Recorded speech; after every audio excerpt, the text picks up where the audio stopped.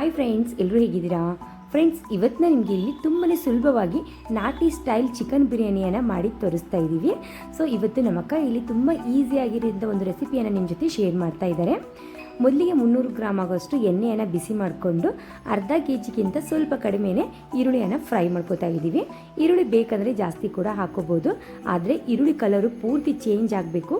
ಈ ರೀತಿ ಆದ ನಂತರ ಇದಕ್ಕೆ 1 ಕಟ್ ಆಗೋಷ್ಟು ಕೊತ್ತಂಬರಿ ಸೊಪ್ಪು, 1 ಕಟ್ ಆಗೋಷ್ಟು ಪುದೀನ ಸೊಪ್ಪನ್ನು ಹಾಕಿ ಚೆನ್ನಾಗಿ ಫ್ರೈ ಮಾಡ್ಕೋಬೇಕು.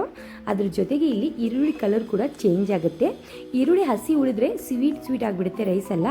ಹಾಗಾಗಿ ಈರುಳ್ಳಿ ಕಲರು ಪೂರ್ತಿ ಚೆನ್ನಾಗಿ ಚೇಂಜ್ ಆಗೋವರೆಗೂ ಫ್ರೈ ಮಾಡ್ಕೊಳ್ಳಿ.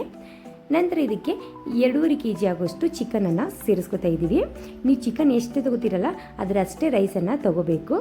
2.5 kg ಆಗೋಷ್ಟು ಚಿಕನ್ನು, 2.5 kg ಆಗೋಷ್ಟು ರೈಸನ್ನು ನಾವಿಲ್ಲಿ ತೊಗೊಂಡಿದ್ದೀವಿ. ನಂತರ ಇಲ್ಲಿ ಕಲರ್ಗೋಸ್ಕರ ಅರಿಶಿನವನ್ನು ಸೇರಿಸ್ಕೊತಾ ಇದ್ದೀವಿ. ಬೇಕಂದರೆ ಹಾಕೋಬೋದು, ಬೇಡ ಅಂದರೆ ಅರಿಶಿನ ನೀವು ಸ್ಕಿಪ್ ಮಾಡ್ಕೋಬೋದು. ಅರಿಶಿನ ಹಾಕ್ಕೊಂಡು ಚಿಕನ್ ಕಲರು ಚೇಂಜ್ ಆಗೋವರೆಗೂ 1-2 ರಿಂದ 3 ನಿಮಿಷ ಚೆನ್ನಾಗಿ ಫ್ರೈ ಮಾಡ್ಕೋಬೇಕು. ಈಗ ಇದಕ್ಕೆ ಒಂದು ಮಸಾಲೆಯನ್ನು ರೆಡಿ ಮಾಡ್ಕೊಳ್ಳೋಣ. ಹಸಿಮೆಣಸಿನಕಾಯಿ, 1 ತೆಂಗಿನಕಾಯಿ, ಶುಂಠಿ, ಬೆಳ್ಳುಳ್ಳಿ ಎಲ್ಲವನ್ನು ಸೇರಿಸ್ಕೊಂಡು ಇದರ ಜೊತೆಗೆ ಸ್ವಲ್ಪನೇ ಪುದೀನ ಸೊಪ್ಪು ಮತ್ತು ಕೊತ್ತಂಬರಿ ಸೊಪ್ಪನ್ನು ಹಾಕಿ ನುಣ್ಣಗೆ ಪೇಸ್ಟನ್ನಾಗಿ ಮಾಡ್ಕೋಬೇಕು. ಫ್ರೆಂಡ್ಸ್, ನಾವಿಲ್ಲಿ ಕೆಲವು ಮಸಾಲೆಗಳನ್ನು, ಒಣ ಮಸಾಲೆಯನ್ನು ಹಾಕಿದ್ದೀವಿ. ನಮ್ಮ ಮನೆಯಲ್ಲಿ ಚಿಕ್ಕ ಮಕ್ಕಳು ಇರೋ ಕಾರಣಕ್ಕೆ ನಾವು ಸ್ವಲ್ಪ ಖಾರ ಕೂಡ ಕಡಿಮೆ ಹಾಕಿದ್ದೀವಿ, ಗರಂ ಮಸಾಲೆ ಕೂಡ ಕಡಿಮೆ ಹಾಕಿದ್ದೀವಿ. ನಿಮಗೇನಾದರೂ ಸ್ಪೈಸಿ ಬೇಕಪ್ಪ ಅಂದರೆ ನೀವು ಜಾಸ್ತಿ ಕೂಡ ಹಾಕೋಬೋದು. ನಮ್ಮ ಮನೇಲಿ ಜಾಸ್ತಿ ಸ್ಪೈಸಿ ಆದರೆ ಮಕ್ಕಳು ಕೂಡ ತಿನ್ನೋದಿಲ್ಲ, ಹಾಗಾಗಿ ಸ್ವಲ್ಪ ಖಾರ ಕಡಿಮೆನೇ ಮಾಡ್ತಾಯಿದ್ದೀವಿ. ಒಣ ಮಸಾಲೆಯಲ್ಲಿ ನಾನು ಏಲಕ್ಕಿ, ಲವಂಗ, ದಾಲ್ಚಿನ್ನಿ, ನಂತರ ಇದಕ್ಕೆ ಕಾಳುಮೆಣಸು ಸ್ವಲ್ಪನೇ, ಜೀರಿಗೆ, ಧನಿಯಾ ಕಾಳನ್ನು ತೊಗೊಂಡಿದ್ದೀನಿ.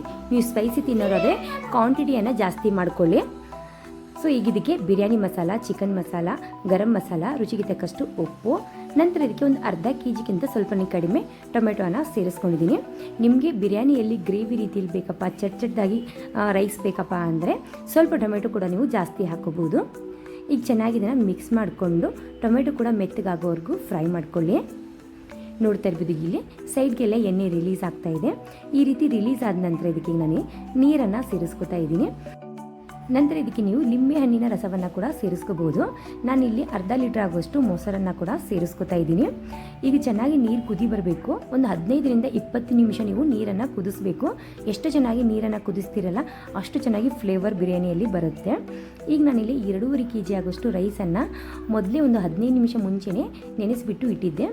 ಈಗ ನೆನೆಸಿಟ್ಟಿರುವಂಥ ಅಕ್ಕಿಯನ್ನು ಕೂಡ ಇದಕ್ಕೆ ಸೇರಿಸ್ಕೊಂಡು ಚೆನ್ನಾಗಿ ಕುಕ್ ಮಾಡ್ಕೋತಾ ಇದ್ದೀನಿ. 1 ರಿಂದ 2 ಕುದಿ ಬಂದರೆ ಸಾಕು.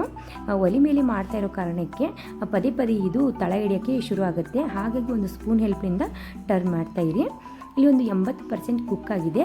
ಈಗ ನಾನಿಲ್ಲಿ ಬಾಳೆ ಎಲೆಯನ್ನು ಮುಚ್ಚಿಬಿಟ್ಟು ಸ್ಟೀಮ್ ರೀತಿಯಲ್ಲಿ ಮಾಡ್ತಾಯಿದ್ದೀವಿ.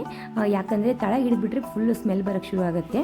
ಹಾಗಾಗಿ ಈ ರೀತಿ ಬಾಳೆ ಎಲೆಯನ್ನು ಮುಚ್ಚಿಬಿಟ್ಟು ಅದ್ರ ಮೇಲೆ ಒಂದು ದೊಡ್ಡದಾಗಿರುವಂಥ ಪ್ಲೇಟನ್ನು ಮುಚ್ಚಿ ಕೆಂಡ ಏನಿರುತ್ತೆ ನೋಡಿ, ಕೆಳಗಿನ ಕೆಂಡವನ್ನು ಎಲ್ಲ ಮೇಲ್ಗಡೆ ಹಾಕಬೇಕು. ಚೆನ್ನಾಗಿ ಇದು ಬಿಡಿ ಬಿಡಿಯಾಗಿ ರೈಸು ಆಗುತ್ತೆ. ಈ ರೀತಿ ಮಾಡೋದ್ರಿಂದ ತುಂಬ ಅಂದರೆ ತುಂಬಾ ಚೆನ್ನಾಗಾಗುತ್ತೆ ಬಿರಿಯಾನಿ. ಮಾತ್ರ ಒಂದು ಸತಿ ಆದರೂ ಟ್ರೈ ಮಾಡಿ ನೋಡಿ.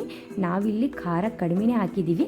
ಸೊ ನೀವು ಸ್ಪೈಸಿ ತಿನ್ನೋರಾದರೆ ಖಾರದ ಕ್ವಾಂಟಿಟಿ ಮತ್ತು ಗರಂ ಮಸಾಲ ಕ್ವಾಂಟಿಟಿಯನ್ನು ಜಾಸ್ತಿ ಮಾಡ್ಕೊಳ್ಳಿ. ಫ್ರೆಂಡ್ಸ್, ಒಂದು ಸತಿ ಆದರೂ ಟ್ರೈ ಮಾಡಿ ನೋಡಿ, ಸೂಪರಾಗಿ ಬಿರಿಯಾನಿ ರೆಡಿ ಆಗುತ್ತೆ. ಸೊ ನೋಡ್ತಾ ಇರ್ಬೋದು, ಇಲ್ಲಿ ನಮ್ಮ ಬಿರಿಯಾನಿ ಇಲ್ಲಿ ರೆಡಿಯಾಗಿದೆ. ಫ್ರೆಂಡ್ಸ್, ಈ ವಿಡಿಯೋ ನಿಮಗೆ ಸ್ವಲ್ಪನಾದರೂ ಯೂಸ್ಫುಲ್ ಅನಿಸಿದರೆ, ಇಷ್ಟ ಆದರೆ ಪ್ಲೀಸ್ ನಮ್ಮ ಚಾನಲ್ಗೆ ಸಪೋರ್ಟ್ ಮಾಡಿ. ಹಾಗೆ ನಮ್ಮ ಚಾನಲ್ನ ಸಬ್ಸ್ಕ್ರೈಬ್ ಮಾಡ್ಕೊಳ್ಳೋದನ್ನು ಮರಿಬೇಡಿ. ಫ್ರೆಂಡ್ಸ್, ಮತ್ತೊಂದು ವಿಡಿಯೋ ಜೊತೆಗೆ ಮತ್ತೆ ಸಿಗ್ತೀನಿ. ಈ ವಿಡಿಯೋ ನೋಡೋದಕ್ಕೆ ಥ್ಯಾಂಕ್ ಯು ಸೋ ಮಚ್.